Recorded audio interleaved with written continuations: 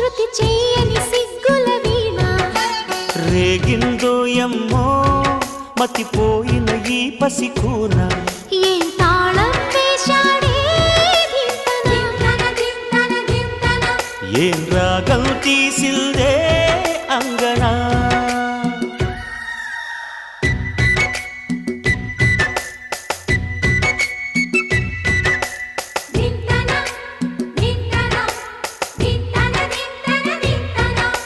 మోగిందో ఎమ్మో